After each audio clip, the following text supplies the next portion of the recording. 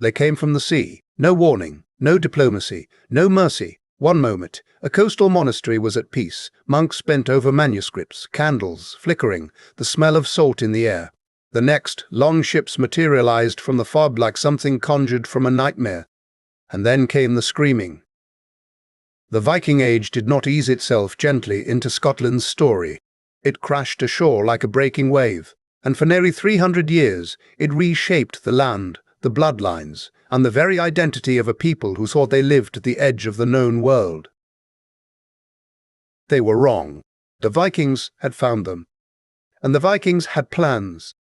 Before we talk about the carnage, and there will be carnage, it is worth understanding exactly who was pouring out of those dragon-proud ships. The Norsemen, as they were broadly known, came primarily from what is today Norway, with some contingents from Denmark and Sweden. They were not, despite centuries of popular mythology, simply bloodthirsty savages. They were farmers, traders, explorers, and poets. But they were also extraordinarily capable warriors, and when resources grew scarce back home and the population swelled, the sea became their highway to wealth. Scotland, sitting at the northern shoulder of Britain, was not an accidental target. It was perfectly positioned. Its western coast is a shattered, fractured landscape of peninsulas, sea locks, and islands, literally hundreds of islands, that to a Viking navigator looked like an open door. The Hebrides, the Orkney Islands, the Shetland Islands, these were not obstacles. They were stepping stones. And stepping stones led to plunder. The first confirmed Viking raids on Scotland came at the very end of the 8th century. Historians point to the raid on the monastery of Lindisfarne in 793 as the symbolic ignition of the Viking Age in Britain. But Scotland's own sacred places were burning just as fast. Iona, a tiny island off the west coast of Scotland, was one of the most important religious sites in all of Christendom. Founded by St. Columba in the 6th century, it was a beacon of Christian scholarship and Celtic spirituality. It was also, from a Viking perspective, an island stuffed with treasures and defended by monks. The raiders came to Iona in 795. They came again in 802, and again in 806 when they massacred 68 members of the monastic community in what became known as the Martyrs Bay. 68 people slaughtered on a beach for the crime of devotion. The survivors fled to Ireland. They rebuilt. They returned. And then the Vikings came back in 825 and abducted the Abbot Blathmac, demanding he reveal where the relics of St. Columba were hidden. He refused. He was torn apart. This was the texture of early Viking contact with Scotland, brutal, repetitive, and deeply traumatic. Coastal communities lived in a state of constant dread. The sea, which had always been a source of life and trade, became a vector of terror. Churches were built further inland. Watchtowers were erected on headlands. A new kind of fear embedded itself into the culture of northern Britain. But here is where Scotland's Viking story becomes genuinely fascinating, and far more complex than a simple tale of hit-and-run violence. Because the Norse did not just raid Scotland, they stayed.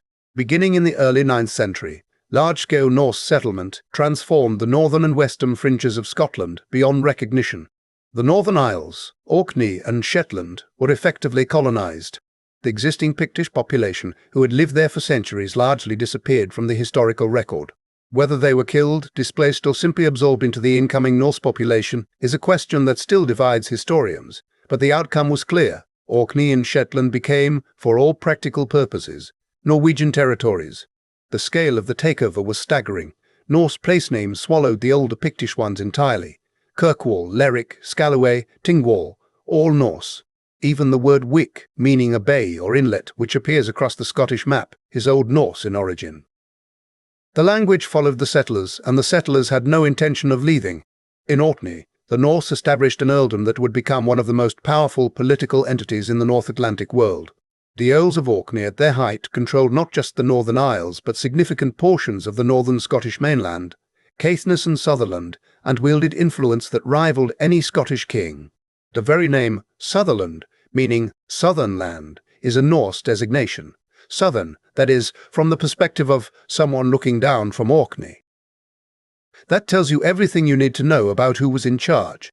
Further south and west, the story grew even more complicated. The Hebrides, that great chain of islands running down Scotland's Atlantic coast, became the heart of a mixed Gaelic-Norse culture that defied easy categorization.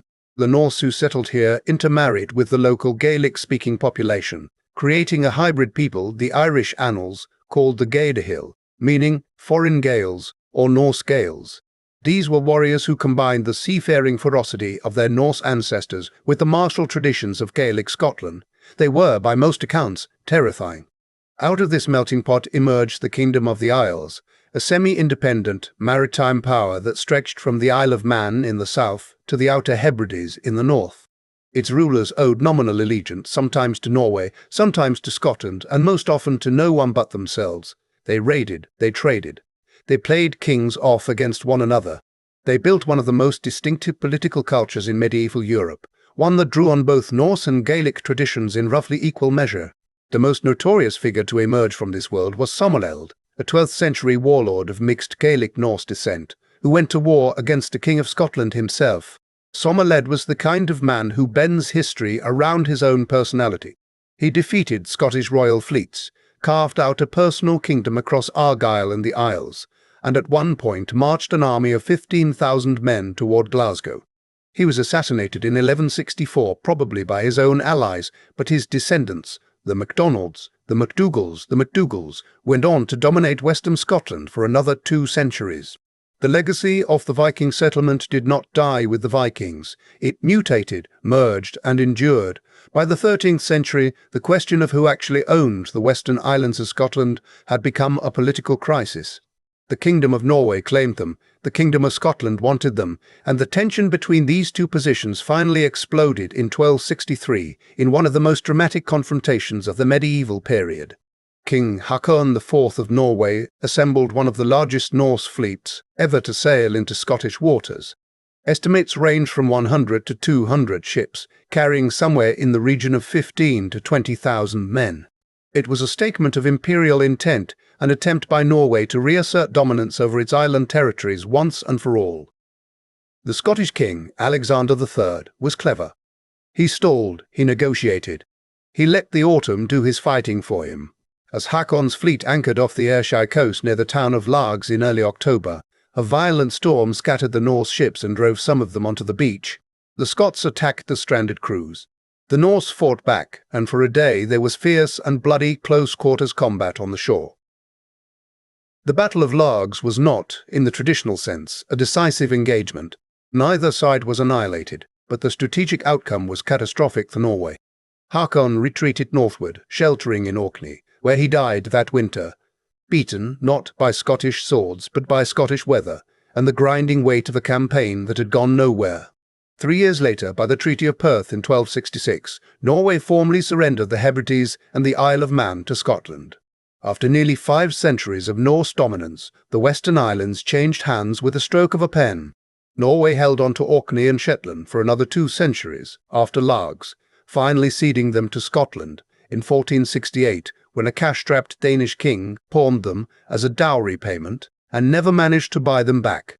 But even after the political transfer, the Norse imprint on those islands remained overwhelming, and it remains visible today. The legacy of the Vikings in Scotland is not a footnote.